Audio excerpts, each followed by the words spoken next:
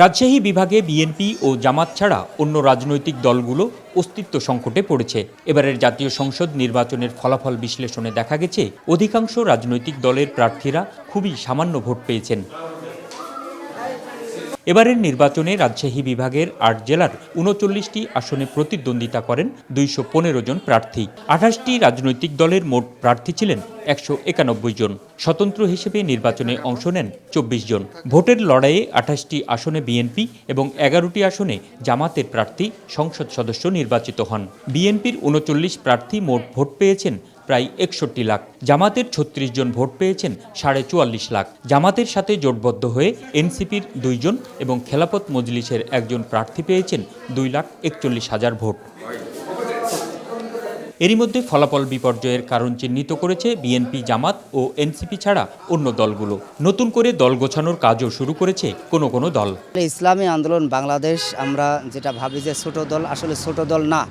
এই পর্যন্ত বাংলাদেশের ইতিহাসে কোনো দলেই, অর্থাৎ আপনি যে বড় দুই দলের কথা বললেন, বিএনপি এবং আওয়ামী লীগ, তাদের থেকে ইসলামী আন্দোলন খুব একটা পিছিয়ে নাই। ভোটের পরে নতুন পরিকল্পনা হলো আমরা কর্মীদের সাথে যোগাযোগ করার চেষ্টা করছি এবং ওয়ার্ড বাই ওয়ার্ড এবং ইউনিয়ন টু ইউনিয়ন আমরা কর্মীদের সাথে সংযুক্ত হয়ে তাদের সাথে পরামর্শ করে দল কিভাবে গোছানো যায় সেই চেষ্টা আমরা করতেছি। আমরা যারা ক্ষুদ্র ক্ষুদ্র দল আছি, এসব যারা নেতৃত্বে আছেন, ইনারা তৃণমূল লেভেলের কোনো নজর দেননি সেই মতো। ভোটের যে একটা স্ট্যান্ডার্ড মাপকাঠি থাকে, বিচার বিশ্লেষণা, তার মানে প্রচারণা, এজন্য যে দায়িত্ব ছোট ছোট পার্টির, ইনারা ব্যর্থ হয়েছেন এবার তাদের পরিচিতি দিতে।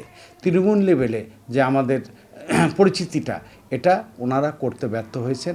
বিশ্লেষকরা বলছেন, সাধারণ মানুষের আস্থা অর্জন করতে না পারা ছোট দলগুলোর ফল বিপর্যয়ের একটি বড় কারণ। এছাড়া এবারের নির্বাচনে ক্ষমতায় কারা আসতে পারে এমন ভাবনা মাথায় রেখে অনেকেই ভোট দেওয়ার কারণে বিএনপি ও জামাতের ভোটের পাল্লা ভারী হয়েছে।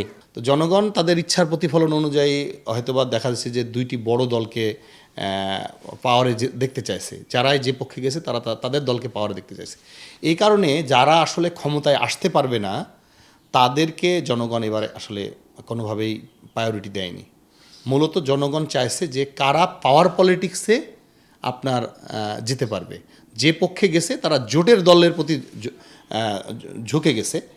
ইন্ডিভিজুয়াল যারা এখানে নির্বাচনে আসছে তারা কেউই আসলে ভালো করতে পারেনি। রাজনৈতিক বিশ্লেষকরা বলছেন, জনমানুষের কল্যাণে কাজ না করলে কোনো রাজনৈতিক দলের টিকে থাকা মুশকিল। যদি দেশের কল্যাণে, দেশের জনমানুষের কল্যাণে কাজ না করে কেউ, মানে কোনো দল বা গোষ্ঠী যদি নিজেদের কল্যাণে কাজ করার চিন্তা করেন, তাহলে তারা এইরকমভাবে হারিয়ে যাবেন রাজনীতি থেকে। তাহলে এই যে বিগত ১৫ বছরের যে অনাচার থেকে আমাদের তো একটা শিক্ষা রয়েছে, তাই না? তো আজকে যেমন আওয়ামী লীগের মতো একটা বৃহৎ দল কি অস্তিত্ব সংকটে পড়েছে এবং বিলীন হওয়ার পথে। আপনি দেখবেন যে এখন ওই স্লোগান দেওয়ার লোক নয়, দিলেও কিন্তু জনগণই তাদেরকে পিটিয়ে মনে করেন যে মাঠছাড়া করে দিচ্ছে। তাহলে এটা তো হওয়া উচিত ছিল না।